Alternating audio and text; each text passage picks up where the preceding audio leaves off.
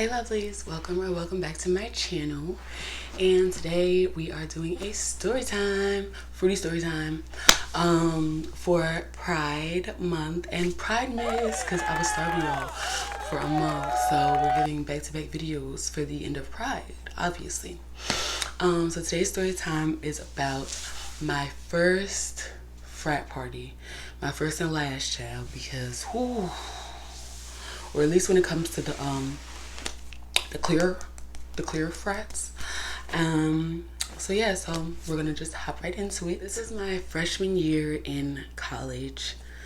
I didn't know that I was queer, but a lot of my friends were either openly queer or questioning. And if you fruity, you know that there's a kind of look about us. So I want y'all to just imagine the most fruity looking group of niggas y'all ever seen. Like, it was giving very much the Wiggles, like the nigga Wiggles. It was giving very much Sesame Street. We had on a lot of colors as a group. And it was basically a group of my friends from my scholarship program. So we all had to live in the same dorm. I think I talked about this in my last college story time. We all had to live in the same dorm. So we used to travel together in like large groups. So it had to been like at least 8 of us, just bright as hell. I'm talking colored hair, too many damn colors in the outfit. I personally remember I had on a bright yellow shirt, jeans, sneakers, and the brightest red lipstick I had at the time. Just bright, just giving Big Bird, like. And no one had told us, because we were freshmen, no one told us like the dress code, the fact that they don't let niggas into white frat parties at my college campus. If you are black and you get into a frat party, you gotta know somebody in there. So yeah, so we're in this big old fruity gaggle, right? And we're like, we're gonna go to Frat Row. Ooh. I don't know if that was telling or not. I don't really give a fuck. But I'm sure other college campuses have a frat row. Either way. So there's like blocks and blocks of frat houses, like up the hill from my college campus. And we thought that's what we were supposed to do. So we go with our big old group of fruity ass friends, and we're really thinking that we're gonna get in and like have the time of our life. So I remember just walking aimlessly, child.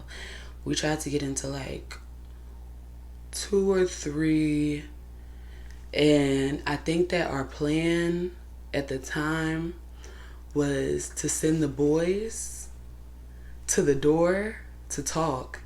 And then, like, you know, they'll be like, we have girls, like, because that's the thing. Like, there's, like, a ratio. Like, if you're a guy, you got to come with a bunch of girls. It's so, oh, my God, college politics are so demented. But, yeah, hold on, wait a minute. I had to check and make sure that my mic was doing what it's supposed to do. But, yeah, so we're just walking. I'm looking at my notes, y'all. We're just walking and trying and being racially profiled, definitely. And like I said, especially then, I didn't realize how crazy we must have looked to them. Not because we really look crazy, just because we were a group of black and brown queer folks. Like, now, today, I'm pretty sure everybody that was in the group is fruity. But like I said, we were freshmen, so we was young, we was black, and we were at least half fruity at the time, or looked fruity at the time. So they was not having it, y'all. We got declined, denied, declined. Mind you, we're standing there like looking at these giant houses full of people, and it looked lit. Like, they playing oons music, and it looked sweaty, but it looked lit. And like I said, we thought that this is what we were supposed to be doing. So the night goes on. eventually we start losing people. So a few folks, I think the first person dipped off and just went home. She was like, I'm not doing this with y'all no more. We'll call her Nia. Nia was like, I'm not doing this with y'all no more. This is getting a bit depressing. I'm gonna go study. She was like, I'm out. I think about 3 more people ended up going to play laser tag. They were like, there were other activities, and we out. So there's probably like maybe 4 or 5 of us left. And we end up at an Indian frat, which I'm not gonna hold y'all, I didn't know existed. But we end up at an Indian frat, and it seems lit. Like, there's good music. I remember walking in and being like, okay, I recognize this music. This is wonderful. Because like I said, all the white frats were playing Oons music. And there was like nice lights, and there were people of color, so we were so excited. Child, we got down there, and it was gross, like disgusting. There was just a humidity in the air, and it was just not giving. It was just not giving. I don't even remember if we drank there, because shortly after we arrived, somebody started just vomiting in the corner, just heaving. And I don't do well with throw up. Like, I'm not one of those people who, like, if you throw up, I'll throw up. But, like, I can't. Like, I'm a germaphobe. And, like, we were just in too small of a space. Ooh, I was upset. I was like, y'all, we gotta get out of here. I don't even give a fuck if y'all leave. I gotta get the fuck out of here. So back up the stairs we went. And, honestly, I just remember being so discouraged and being like, okay, maybe this is our sign to get the fuck. Like, maybe we should go home, because we are trying so vehemently right now, and we're getting nowhere. So eventually, by this point, I think it's only like,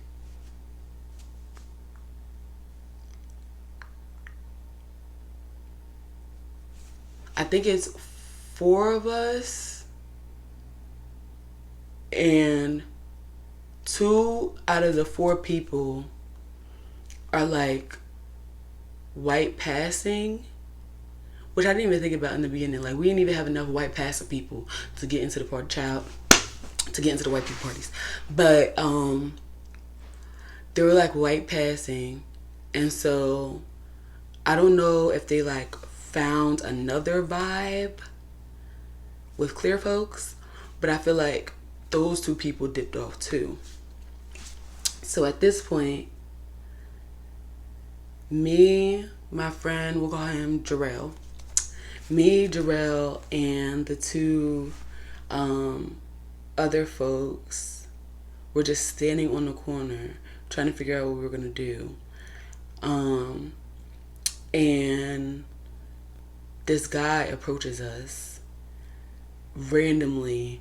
I feel like he knew one of the girls, and maybe was just like talking to her or whatever. And he was like, yeah, I have Henny. I have a bottle of Henny, and I was gonna go smoke at my friend's house if y'all want to do that.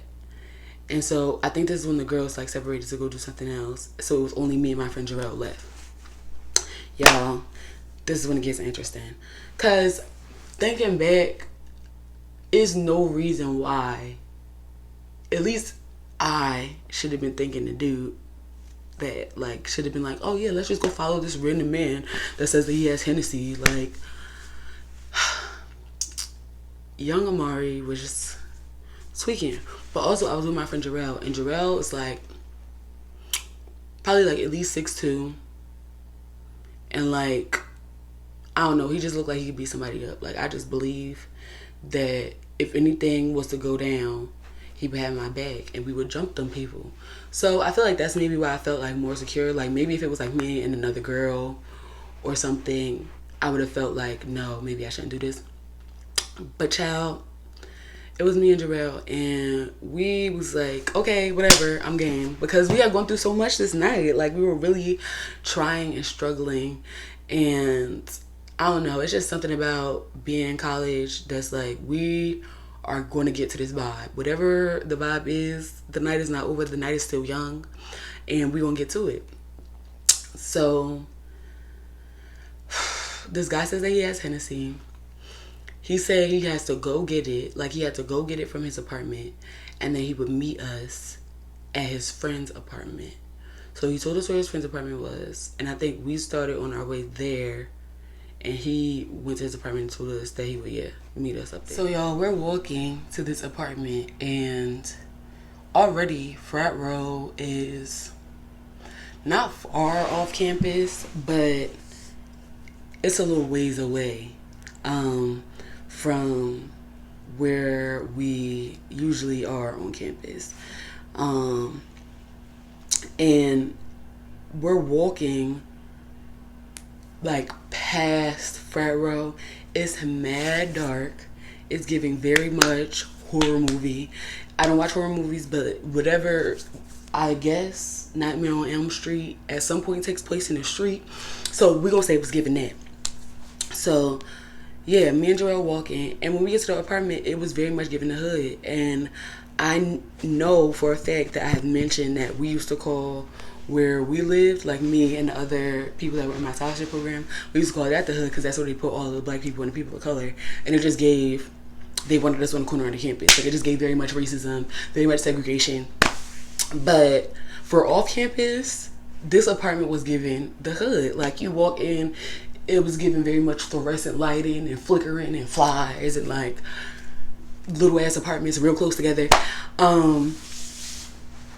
Just stressful. I don't know why I didn't think to turn back at this point, but I was just real excited. I'm like, we getting some Henny and some weed. This is great. Like a big dummy, like an 18-year-old, just thinking about the vibes. So yeah, so we get there, and the guy meets us or whatever, and we go upstairs to his friend's apartment. So we knock on the door, and this, like, he reminded me of Shaggy. Like, he's just like a very high, friendly white man. He opens the door, and he's like, hey, you know, come on in, blah, blah, blah. And his roommates are there, and he's like, yeah, this is so-and-so, and blah, blah, blah, yeah. And there's, like, liquor and soda everywhere. Like, you can tell they had either, like, a pregame or, like, they just stay lit, they stay stocked. And so I was like, okay, I can chill. I'm like, there's a lot of male energy around, but I'm gonna relax. And yeah, so there's an open bottle of Hennessy and pretty good vibes. I'm feeling calm. And then I believe the guy whose apartment it was, he asked us if we wanted to hit the bong. So y'all, I don't know if I said this on my channel before, but I started smoking weed kind of late, or like not as early as the people that I know in my life, or the stoners that I know in my life at this point. I didn't start smoking until the end of high school. Like, I mean the end. Like, I had graduated already, and I was on my way to college. And so maybe I should tell that story one day on here. My first time smoking weed. Whew, Jesus, that's a little bit of trauma in there. We're gonna leave it alone. Let me know if you want that though. We'll talk about it. But yeah, so this is my first time smoking a bong, because who the fuck else, where was I gonna get a bong from, you know? So I believe, I want to say Jarrell hit it and coughed, and I hit it and I didn't cough. Like, I did really well. Like, everyone was surprised, like, okay, it's on your first time. I did a good job. But it was just so crazy to me. I just went to this random person's house to drink Hennessy and smoke out of a bong. Like, later on, I'm thinking, like, wow, Amari, wow, like, this is not what they teach you when they say go to school and be safe. You know, they teach you the opposite. But either way, it was lit. And I just remember being very, very fried and lit. I can't remember if he was taking Hennessy shots or like mixing Hennessy with something. Knowing me, especially at 18, I feel like I had something to prove. So I was probably taking Hennessy shots. And I definitely feel like because we were under 21, somebody had gotten alcohol from somewhere before we even left that night. So I assume we had a pregame, and then we had Hennessy, and then we were smoking. Mind you, we had been walking around all night, so we're just dehydrated, goofy, full of vibes, right? And like I said, it's just me and Jarrell. We started at like 8 to 10 people. It's just me and Jarrell left. So we're chilling in this man's house, and child, when I tell you, I don't even remember getting home. Like, I don't have that memory in my head. The only thing that I remember, and this is purely because of Snapchat. This is the only reason, I know this is the only reason why I remember this. Because I deleted my Snapchat freshman year. I was too much on Snapchat. I was so fucking annoying. I felt like I was annoying on Snapchat in high school. But my freshman year of college, I just felt like I wanted everybody to know that I was lit and I was in college and I was doing I was so fucking annoying on Snapchat. So I deleted that shit probably like after my fall semester.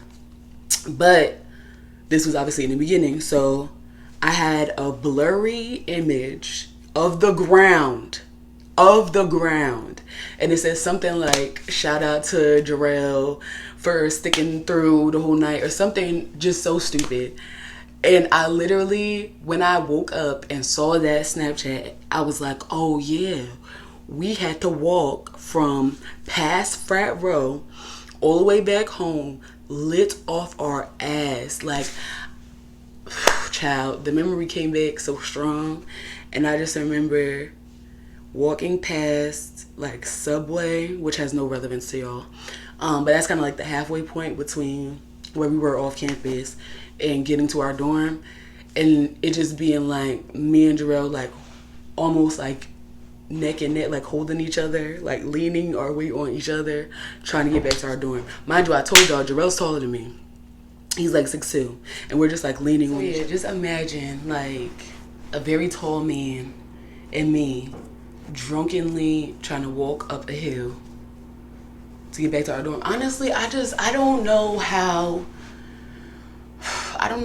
we did all that we did in my scholarship program without getting in trouble. Because I just remember being so paranoid, because like I said, I had just started smoking. I remember being so paranoid coming back to campus, like somebody's gonna see us, somebody's gonna call somebody that, you know, was in charge of our scholarship program. Somebody go and smell the weed on it, because we were all in one place and we used to travel in these giant ass groups. So I just don't know. But I guess what I wasn't thinking about when I was that young is the teachers and the advisors and stuff have their own houses off campus to go to after they teach us. So who the fuck was going to be all in our business like that? No one, probably. But yeah, we made it back home, child. And we really tried. We tried it. Other than that, I feel like my only, because like I said, it was my first and last frat party, but I think I tried one more time. I'm like, it might have been my sophomore year, or it might have been the end of freshman year.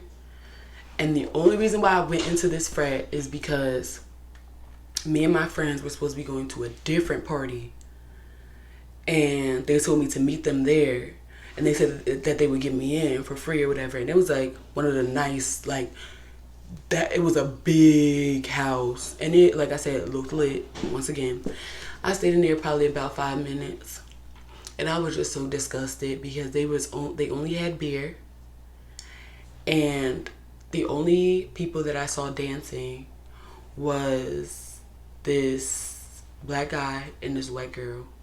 And the white girl was just like unrhythmically just like throwing her head and like trying to get it in sync with her body and doing this kind of motion. And child, everybody just looked so miserable and sweaty and upset. And I wasn't finna drink beer, so I got the fuck up out of there. But yeah, so I guess this can be like my first time at a frat party and a half. Because I